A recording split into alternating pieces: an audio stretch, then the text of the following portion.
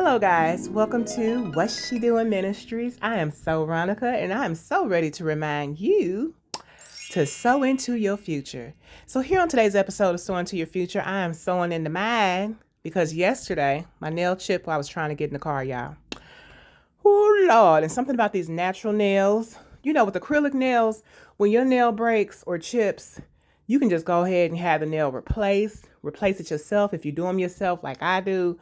But when it's the natural nail, you got to take a moment to grieve the loss of something that was a part of you, like a divorce, like a death in the family.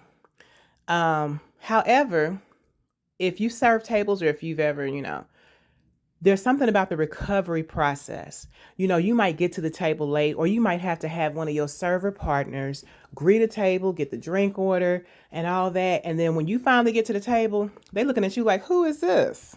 Like, what is she here to do?"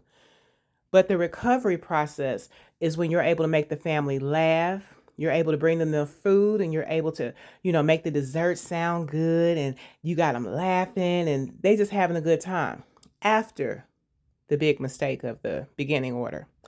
So that's what the recovery process is with the nails. You chip it, but how are you going to take care of it after you chip it or after it breaks?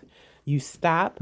You keep them tools in your purse, y'all. Keep them on you unless you're going to the courthouse, because then you can get arrested for having a fingernail file or sharp object or whatever. But you know what I'm saying? You have those tools in your purse, and then you immediately file the nail. If you need to clip it down, clip it down, to a point to where you can file it and it's going to have that awkward, wonky shape, no shape. Okay. That's a thing. The no shape, that's a thing. Because like right now, my shortest awkward nail is like a baby stiletto. I don't understand exactly what it's doing, but every once in a while when I look at it, it makes me want to cut all my nails off to the little baby stiletto length. But it's like, who wants to do that? I have some really long nails on a couple fingers. But so the recovery process is you file it down and you take care of it moving forward. And guys, every time you wash your hands, clean under your nails. Somebody's like, "We do that anyway. Are you just now starting to do that?" No, I've been doing this. Okay. I've been growing my nails out since the 4th grade.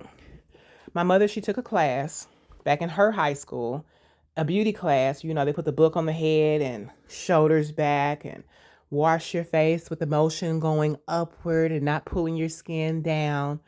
And so she's the one who learned all this stuff, and she taught it to me. You know, she said, every time you wash your hands, push back your cuticles. She said, keep a clear coat on there, but clear coat's going to be like a protecting coat. Now, at the time, now they didn't come out with all types of stuff like hard ass nails from Sally Henson. I'm still using the regular clear coat, y'all. The regular clear coat. Um, Now, one thing I will say is that when I have color on my nails, I tend to be more cognizant of saving them.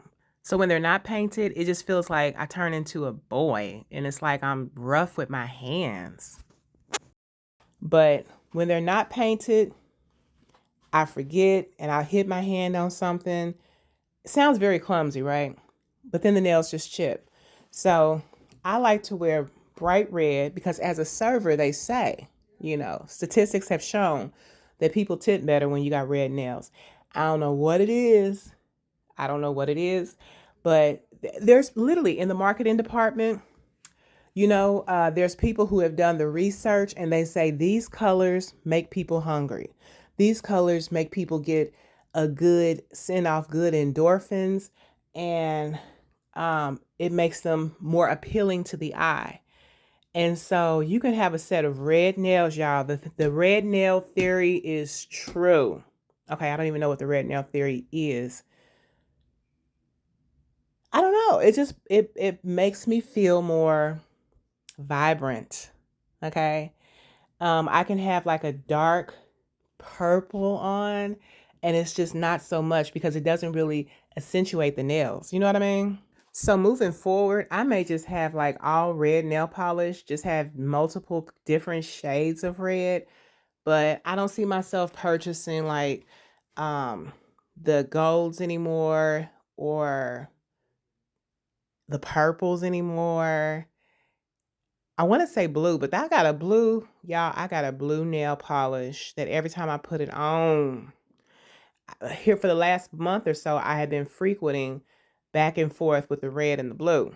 Now, the only thing with that is that, I have to make a decision which set I'm gonna rep. No, I'm just playing.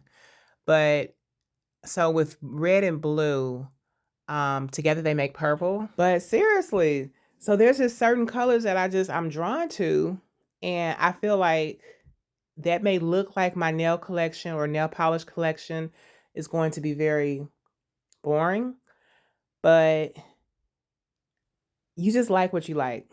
It looks good on you. It's like my earrings. I have multiple earrings. My husband has bought me earrings, but there's only like these cheap, they come in like you can get 24 in one packet.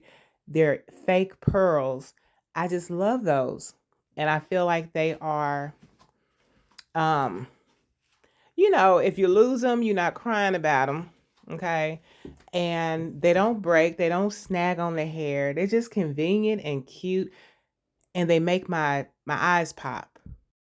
So this is in the neutral family. I know, I know. I just figured you guys would be tired of seeing red all the time. But after I take this off, when I'm not making a video, because I do my nails, I paint my nails like every other day. And I do it that frequently because I have enough nail polish to where I don't have to walk around with chipped nails, And so with my sewing videos, my makeup videos, hair videos, I want to have fresh nails each time. And I find that frequently changing the nail polish helps to keep the nails on there, or to keep the nails longer. And maybe it's just the constant TLC. So this is baby oil. I know you're supposed to use cuticle oil, but y'all, ever since I was in the 4th grade and I was able to carry my own purse, baby oil has been my go-to for keeping my nails strong and healthy. And it wasn't until I was grown, probably what, 2020? Back in 2020, that's when I purchased, excuse me, my first bottle of cuticle oil. And I was like, okay, this is kind of expensive if you ask me, when you can get a big bottle of baby oil that you already have, because you only need to purchase what, 1 or 2 in your lifetime. They're gonna last that long.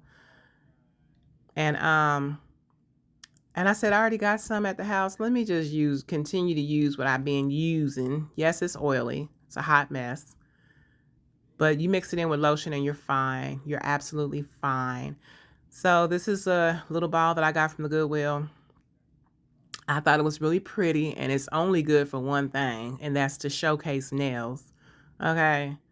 If somebody knows what this ball is really for, like they like, oh, wait a minute, that goes to the such and such. That went to a staircase of some sorts.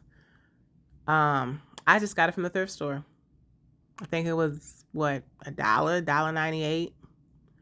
It's taking everything in me not to just put a fake nail on the short ones.